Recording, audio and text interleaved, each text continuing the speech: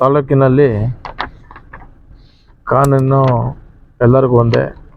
ನಮ್ಗೆ police station ಎಲ್ಲರಿಗೂ ರಕ್ಷಣೆ ಕೊಡೋಕ್ಕಿರೋದು ಸ್ಟೇಷನ್ ಇದು. ನಮಗೆ ಅವರು ರಕ್ಷಣೆ ಕೊಡೋಕ್ಕಿರೋದು, ಅದನ್ನು ಕೆಲವರು ರಾಜಕೀಯಕ್ಕೆ ಉಪಯೋಗಿಸ್ಕೊಂಡು ದುರ್ಬಳಕೆ ಮಾಡ್ಕೊಂಡು ಕಾನೂನನ್ನ ಬೇರೆ ರೀತಿ ತಿರ್ಚೋಕ್ಕೆ ಪ್ರಯತ್ನ ಪಡ್ತಾಯಿದ್ದಾರೆ.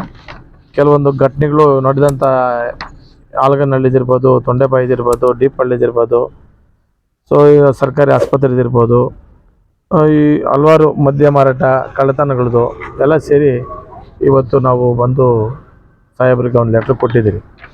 ಇದು ಕಾನೂನು ಎಲ್ಲರಿಗೂ ಒಂದೇ ರೀತಿ ಕಾನೂನಲ್ಲಿ ಇರಬೇಕು, ನ್ಯಾಯ ಸಿಗೋಂಥ ಕೆಲಸ ಮಾಡಬೇಕು.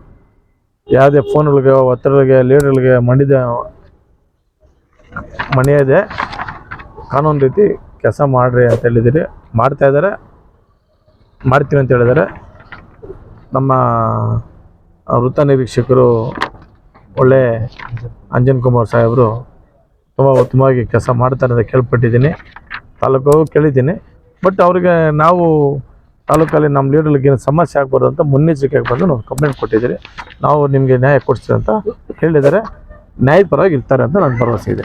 ತಾಲೂಕು ಜನತೆಗೆ ಏನಾದರೂ ಇಷ್ಟಪಡ್ತಾ ಇದ್ದೀವಿ. ಪೊಲೀಸ್ ಅಂದರೆ ಭಯ ಪಡಬಾರ್ದು.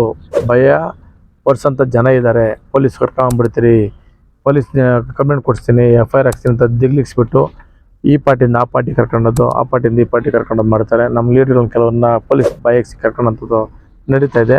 ನಾನು ಈ ಮಾಧ್ಯಮ ಮುಖಾಂತರ ಹೇಳೋದೇನೆಂದರೆ, ಯಾವುದೇ ಕಾರಣಕ್ಕೂ ಪೊಲೀಸರು ನಮ್ಮ ರಕ್ಷಣೆ ಮಾಡೋಕ್ಕೆ ನಾವು ಕಾನೂನು ಚೌಕಟ್ಟಲ್ಲಿ ಇರಬೇಕು. ಕಾನೂನು ಬಿಟ್ಟು ಹೋದಾಗ ಅವರು ರಕ್ಷಣೆ ಅವರು ಕಾನೂನು ಪ್ರಕಾರ ತಗೊತಾರೆ. ಅದರಿಂದ ಯಾವುದೇ ಕಾರಣಕ್ಕೂ ಪೊಲೀಸರು ನೋಡಿ ನೀವು ಭಯ ಪಡೋಂಥ ಅವಶ್ಯಕತೆ ಇಲ್ಲ. ನಾನು ಹೇಳಿದ್ದೀನಿ, ಕೆಲವು ತಹಸೀಲ್ದಾರ್ ಇರ್ಬೋದು, ಇನ್ನೊಬ್ರು ಇರ್ಬೋದು, ಬಂದು ದೌರ್ಜನ್ಯ ಸೈಟ್ಗಳು ಖಾಲಿ ಮಾಡೋದನ್ನ ಕಾನೂನು ರೀತಿ ಮಾಡಿ ಅಂತ ನಾನು ಹೇಳಿದ್ದೀನಿ. ಯಾವುದೇ ಕಾರಣಕ್ಕೂ ಯಾರು ಆತಂಕ ಪಡಬಾರ್ದು. ಪೊಲೀಸರು ನಮ್ಮ ಪರವಾಗಿ ನಮ್ಮ ರಕ್ಷಣೆ ಕೊಡೋಕ್ಕೆ ಇದ್ದಾರೆ.